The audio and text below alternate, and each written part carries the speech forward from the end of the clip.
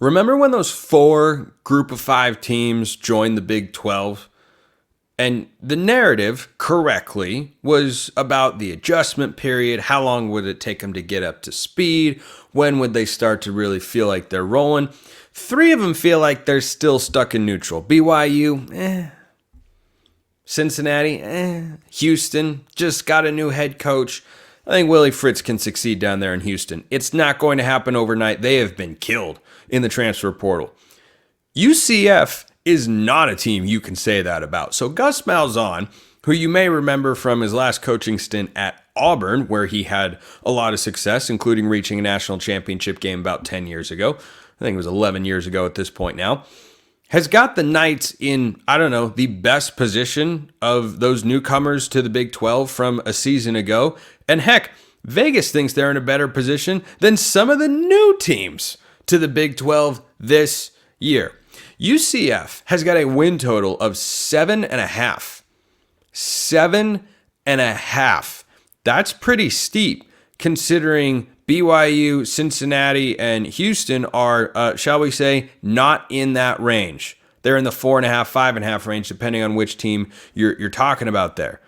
And UCF has got these sorts of expectations from the sports books because of the moves they've been making in the transfer portal. They have been crushing it. And just for reference, UCF's win total is more than West Virginia, who I talked about recently on the show. Returning coach, returning quarterback. I love that tandem.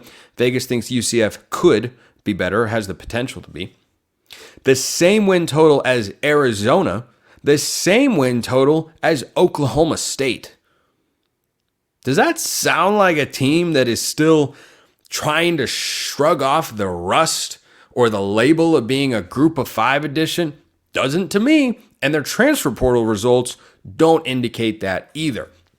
They have the 22nd best transfer portal class on 24/7 Sports. 19 3-star guys and 2 4-stars have entered the fold this year. This is not a light recruiting class by any stretch of the imagination. This is a class that's going to show up and make an impact. And we'll talk about some of those individuals in just a moment. But it's more the fact that UCF already in year 2 in the Big 12 is already starting to look, feel, think, and act like a Big 12 team. And that's not a small thing because you're watching 3 other teams who have got passionate fan bases, who've got people that support their programs. They're not having as much success right now. They are in much different stages of their transitionary period getting into the Big 12 and getting acclimated to the Big 12. But UCF, look, they might go under that win total and only win 6 or 7 games. They were the only one of these 4 schools, by the way, who they're always going to be linked to, understandably so. They were the only one to make a bowl game last year. They lost it, ended the year 6-7, but still, the fact that they made that jump in 1 year and got to a bowl game, pretty good accomplishment. Now, if you build on that in year 2, if UCF goes and wins 8 or 9 games in the Big 12, that is going to turn heads because number one, it'd be going over their preseason win total of 7.5. And that's all that really matters, of course, right? Wink for those listening on podcast. And then number 2, you would be winning some pretty quality games in there. You can't go through UCF's schedule and give them 8 or 9 wins without going, wait, they're going to beat that team? They're going to beat that? They're going to knock off who? That's making some noise, and UCF is making noise. They if it walks like a duck and quacks like a duck, it's probably a duck. Well, if it thinks like a Big 12 team and acts like a Big 12 team, it's probably a Big 12 team, and that is what UCF feels like right now. And as they've gone into this Big 12 conference move, I think they've done an outstanding job. So let's get to that transfer portal class. Couple guys to be aware of. These are not players who are coming from slouch programs, as you're about to notice. Let's start not with the quarterback. Let's get to the quarterback last, just for fun.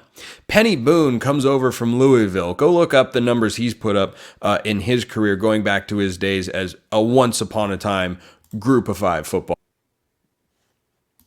He went for 1,400 yards at Toledo last year. Got some awards and whatnot. Yeah, that's not exactly too shabby of a pickup there for Gus Malzahn and company. How about Traquan Fagans, a guy I talked about long ago here on the show? Where's he transferring from? USC. USC, yeah, defensive back from over there, former four-star guy. How about Nigel Kelly, someone who Alex Dono of Locked On Canes has been pretty high on with the way that he just hasn't quite been able to maximize his full potential. But again, these are players that notable programs, not UCF, not Central Florida, are typically going to go out and land, but Central Florida's landing them. Again, these are just the highest rated guys in 24/7 sports. You're going to have plenty more make an impact this year and make their presence felt, and none more so than KJ Jefferson, who comes over from, Arkansas, where he's won a lot of games at the Power 4 level, where he's got experience, he's got size, he's got a big arm. Really curious to see how he meshes with Gus Malzahn in that offense, because I think, and Malzahn has talked about this recently, he sees some elements of Cam Newton in him. And he's not going to get Cam Newton. That's a one-of-a-kind prospect. Stylistically, though, there's an element of familiarity, and I like that for Gus Malzahn. And I've always liked Gus Malzahn. I thought he was a good coach at Auburn.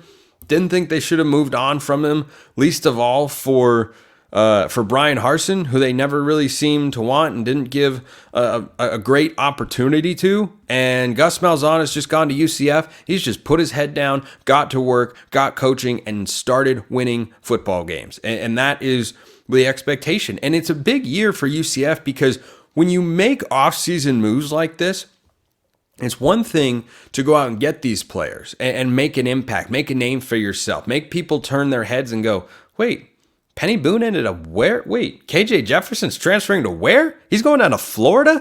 He's going to play for the Gators? No, he's going to play for the Knights. Get it right. It's another thing to put that onto the field. And certainly, acquiring talent is the first step in the process.